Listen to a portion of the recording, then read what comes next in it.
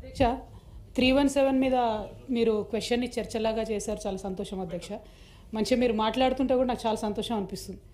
ఆనాడు తెలంగాణ రాష్ట్రం ఏర్పడ్డ తర్వాత చిన్న జిల్లాలు చేసుకొని జిల్లాలో అత్యంత పేదరికంలో ఉన్న వాళ్ళందరినీ కూడా బాగు చేసుకోవాలనే సదుద్దేశంతో చిన్న జిల్లాలు చేసుకున్నాం అధ్యక్ష.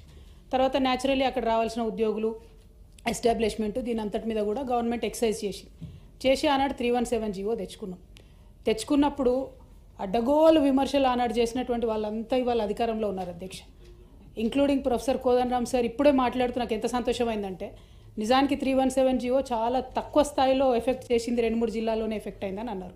కానీ ఆనాడేమో అట్లా మాట్లాడలేదు, యావత్ తెలంగాణలో ప్రతి ఒక్కరు బాధపడుతున్నారు అన్నట్టు మాట్లాడారు. నేను ఒకటే రిక్వెస్ట్ చేస్తా ఉన్నా అధ్యక్ష, రైట్, మా వల్ల మిస్టేక్స్ అయి ఉండొచ్చు, ఇవాళ మేము అధికారంలో లేము, ఆ మిస్టేక్స్కి ఫలితంగా మీరు అధికారంలోకి వచ్చి 1 ఇయర్ అయింది కదా, ఇప్పటికి కూడా సమస్యలు చెప్తే ఎట్లా అధ్యక్ష? సొల్యూషన్ చెప్పండి, ఇప్పటికి సొల్యూషన్ చెప్పండి. 317 దా కాకుండా ఎట్లా చేస్తారు అది చెప్పండి. అది చెప్పకుండా 317 ఇట్లయింది అని అంటే ఎట్లా?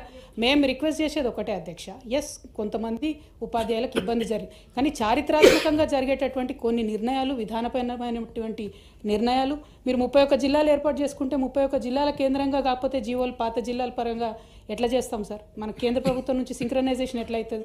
అంటే తమ సీనియర్ సభ్యులు సార్, నేను మిమ్మల్ని పర్సనల్గా తప్పు పట్టాలన్నది నా ఉద్దేశం కాదు.